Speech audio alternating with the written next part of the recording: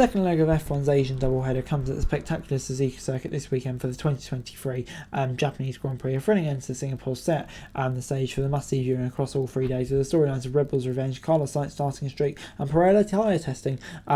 Interesting, all coming up. Japan is always a popular style in the paddock, with drivers loving the fast-flowing track, one of the only figure-of-8 circuits F1 visit on calendar. Fans too view Suzuka as one of the better racing circuits. It creates overtaking possibility and punishes drivers who push the limit. It's always worth the early morning alarm, and Red Bull could take the Constructors' Championship crown at the end of Sunday's running at the same track when Max Verstappen's title-winning race came last year. To do so, they must outscore Mercedes by a single point, and not like Ferrari, close the gap to them in the standing. With so many rounds to go, it's inevitable that Red Bull will win. Just how soon is the question. Sometimes that leave for a country known for its tech advancement, Japan offers a glimpse into F1 future. Pirelli will bring an updated version of a C2 tyre for the test in FP1 and FP2, which it intends to homologate for 2024. A similar test came for 22 race weekend, but well weather presented only representative running.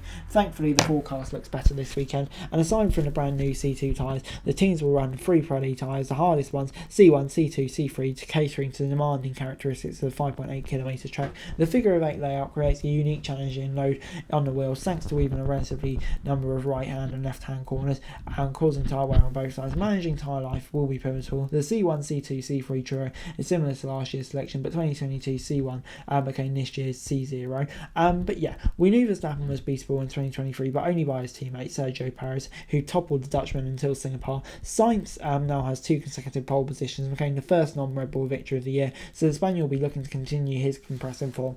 Whether this is possible in Japan is another story. However, the close teams of the teams behind them, Ferrari fighting here, Mercedes and McLaren will be there or thereabouts. However, Red Bull shouldn't be so far with their rivals, and will either join the scrap or resume their winning ways. RB19 had an off weekend in Singapore, but yeah, different circuit.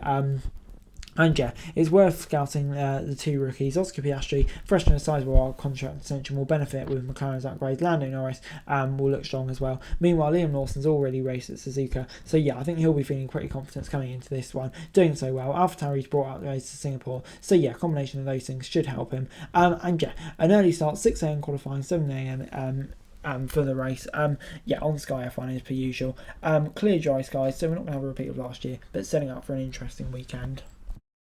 In practice ahead of the race, yeah, we saw Max Verstappen topping the times by 6/10 in the first session, kind of laying down a marker after that weekend in Singapore that he's not going to be backing down and backing off now the tyres was all but run. But yeah, a real marker. But Ferrari once again up there, Sainz second, Leclerc fourth, Norris as well in third, Tsunoda starting off strong in his win weekend in fifth. So yeah, a few interesting bits to take from that. But yeah, with Perez struggling down 11th, Verstappen isn't showing any signs of still struggling with Singapore.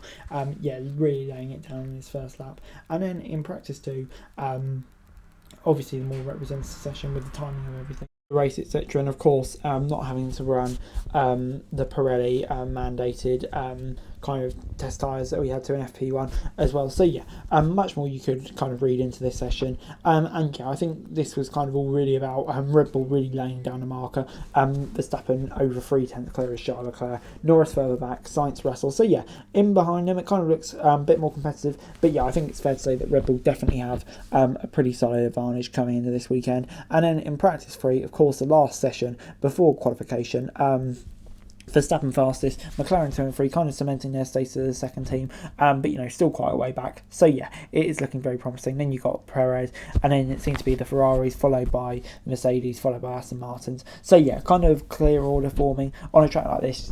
You do normally tend to see that. So yeah, that's interesting. So yeah, I mean, it's looking good for Red Bull heading into qualifying, and it seems like they've responded well. So yeah, you have to say that they are strong favourites coming into this weekend. And moving on to our predictions, I've gone for pole and winner Verstappen, unsurprisingly, but I just still have no faith in Perez to really deliver a top performance. So yeah, I'm going to say it will be Leclerc second. I think he's going to fight back the momentum that maybe he's lost to Sainz in Singapore, bring it back here, and then you've got Norris rounding out the podium in third. McLaren seems to be really coming on strong at the moment, and yeah, predicting another strong weekend for them here. So yeah, I'm going to say it will be that order. But anyway guys, that's it for you. Thanks very much for watching. Like, share, subscribe, and subscribe to daily F1 news and subscribe to the channel. It's really appreciated. Thanks very much for watching. Peace out.